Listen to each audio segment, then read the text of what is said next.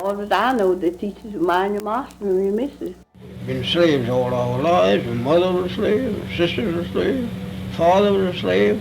They treat me nice as they could treat me. And if I want anything, I'll ask for it.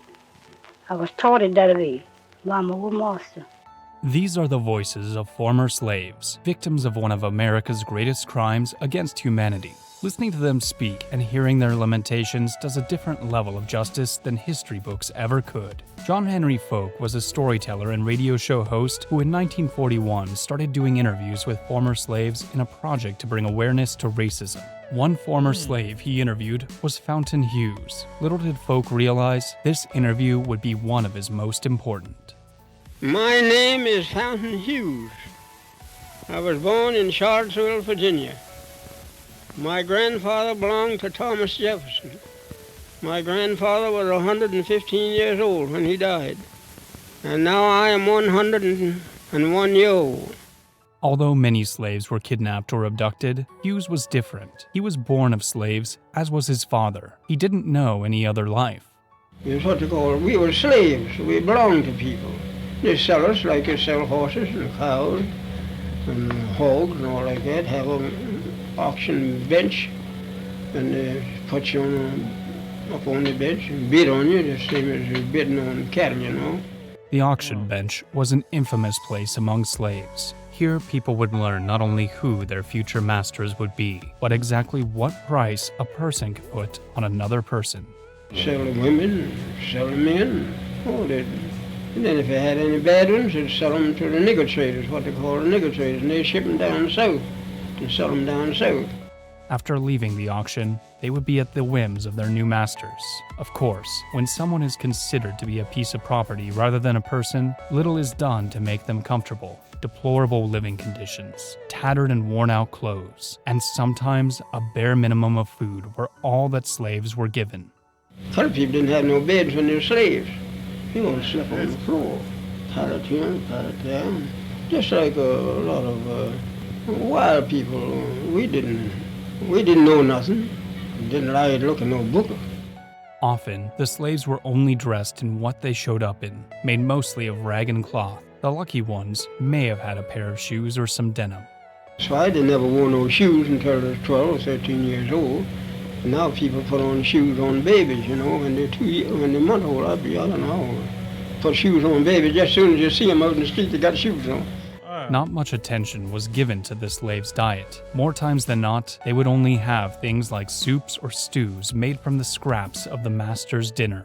Wooden tray dug out, all about that long. And all of them, would get around that tray with spoons and just eat. Sit you like mush or soup or something like that. And all them children get around there and just eat. Slaves had no weekends, no holidays, no days off. Each day was filled with nothing but work and meeting the needs of the masters. Night never comes. Dang, he said no holidays. I think I heard the folks say no holidays, no birthdays, no nothing. It was just constantly work.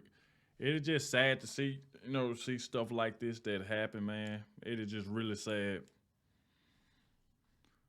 You gotta be a monster just, to treat people like this. It don't matter what the skin color is, like to even treat anybody like that, It's just crazy. And then he said the food they ate was the scraps that come from the masters. You have nothing to do. Time to cut tobacco. If they want you to cut all night long out in the field, you cut. And if they want you to hang all night long, you hang tobacco. It didn't matter about your being tired, you're afraid to say you're tired. It wasn't a sense of duty that compelled the slaves, nor was it a love for their owners. A cloud of dread hovered over them, as the smallest infraction could mean a painful punishment, usually in the form of beatings. Former slave Laura Smalley described what she saw one day when another slave woman earned a whipping after her master's mistress tried to slap her and she fought back, pushing her into a chair. But I think that poor old woman, cat in the peach orchard and whipped her. And, just tied her hand this way, around the peach orchard tree. I remember that just as well, looked like to me, I can't, and round the tree and whipped her. And she couldn't do nothing but just kick her feet, just kick her feet. But it just had a clothes off down to her waist, you know. Just didn't have her plumb naked, but they had her clothes down to her waist. And every now and then they'd whoop her, you know, and then snuff the pipe out on her, you know. She snuffed the pipe out on her. You know, the end was in the pipe. Don't you ever see the pipe smoking? Blow them out on her? Mm-hmm. Good Lord. Mm-hmm. Even though slavery was a practice in which evil was free to roam, there were still some owners who aspired to be better, treating the slaves with more dignity and decorum. Having a master who would speak with kindness, show courtesy, and treat them as humans was among the most coveted things any slave could ask for. They treat me nice as they could treat me. And they all treat me nice. All the white folks that know me, they treat me nice. And if I want anything, I'll ask for it. I was taught it that way by my old master. Don't steal, don't lie. And if you want anything, ask for it. Be honest in what you get. That's what I was raised up with. Even though the masters would preach honesty, they were still not very trusting. Simply going out, even on the orders of the master, required a number of steps. Now I couldn't go from here across the street, or I couldn't go to nobody's house without I have a note or something from my master. And if I had that pass, that was what we call a pass. If I had that pass. So for them to go anywhere, they had to have a note. Even though they say some of the masters was, well, they did have masters that was cool to them and good to them, but then they said you can't really trust them because they will turn on you at any given time. But dang, that's crazy. You had to have a note just to go somewhere, either across the street or something like that. I didn't know that. Yes, I could go wherever he sent me, and I'd have to be back. You know, whoever he sent me to, they'd give me another pass, and I'd bring that back, so to show how long I'd been gone. With the passage of the Emancipation Proclamation, the slaves were free, but only by degree. They weren't truly as free as they thought. Union soldiers, who slaves once thought of as liberators, would sometimes pass through and not give a second thought to the people they helped to free. I remember when the Yankees come along and took all the good horses and sold all the meat and flour and sugar and stuff out in the river and let it go down the river. And they know the people wouldn't have nothing to live on, but they done that. And if you was cooking anything to eat in there for yourself, and if they was hungry, they'd go and eat it all up. They wouldn't get nothing. They'd just come in and drink up all the milk, and just do as you please. Slavers across the South were incredibly hesitant to change after the order, not only because they were losing the labor they paid for, they were losing an entire heritage. Not taking too well to the new proclamation by President Lincoln, the slavers actively withheld the life-changing information from their slaves, sometimes to the point that slaves would end up working on the plantations for up to 6 more months. You know, old master didn't tell you, it was free. He didn't tell you that? No, he didn't tell. They waited. I think now they said they wait them 6 months out of that. 6 months. Without guidance, though, many of the slaves found their newfound freedom less glamorous than they had thought. With not a dollar to their names, very few possessions, and little to no education, they found themselves alone. Sadly, millions of newly released slaves, unable to make a living, ended up becoming emaciated, even dying as a result of starvation. And after we got free, we didn't know nothing to do. Man, so they got free, but in the time they got free, they had no money, no food, and said some of them died of starvation, man. That is crazy. That is crazy, bro. Like, no money at all to do any, like, what can you do? Especially, like I said, if you just got free, what can you do if you don't have any money, no food, probably nowhere to stay? You can't really do anything.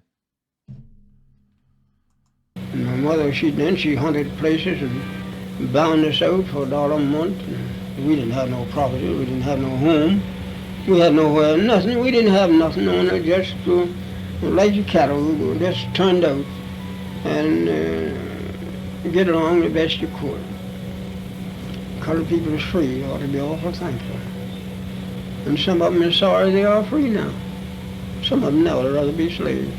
Although freedom had been granted, they realized that it came with a heavy price tag. Even though slavery meant hard work and beatings, it also meant having food and shelter. Mom and them didn't know where to go. You see, after freedom broke, just like you turn something out, Didn't know where to go. That's just where they stayed. Didn't know where anywhere to go. Turn us Man, out just that's like, you know, crazy. you turn out cattle. I say, anywhere to go. The slave's freedom was met with mixed emotions. Fountain Hughes was asked about how he felt about his freedom and whether or not he would rather have been a slave again. His answer was haunting. You know what I'd rather do? If I thought, had any idea, that I'd ever be a slave again, I'd take a gun and just end it all right away. Oh, Because wow. you're nothing but a dog. This period was one of the darkest. That's sad to hear something like that. Before I ever be a slave again, I just get the gun and that. Oh man, that's sad to even hear something like that. And like I said, when they got free, you at least wanted to come with something like, okay, I'm gonna get them some food, make sure they okay, or I'm gonna get them some money or something. Like they got literally nothing. Like it's like, what do you do with no food? Like you got nobody to go to, you got nobody to run to. Darkest times in the history of the United States. But even though slavery was eventually abolished in the States, it is quite a different case worldwide. From forced labor to human zoos, or areas of the world where visitors would travel simply to gawk at the local indigenous people. Whatever its form, though, the voices of the slaves matter, bringing to light the sad truth that slavery is not dead today. Yeah, we have made it to the end of the video. Like I said, y'all let me know what y'all thought about some of the stuff. Y'all kind of heard my commentary throughout it and what I thought about some of it though, man. But and like I said, it's a sad thing that, like I said before early on in the video, I feel like you're a monster to be able to treat people like that. Like I said, no matter the skin color, whoever they're, like, should nobody be treated like that. Nobody should be treated like that. And at the same time, like I said, when they were free, they could at least gave them food or something. You know what I'm saying? Gave them something. But they literally said they had really nowhere to go, no food, no money. So it's like sad situation, man. But we have made it to the end of the video. If you did enjoy, be sure to hit the like button, subscribe to the channel, and I'll catch y'all in the next one.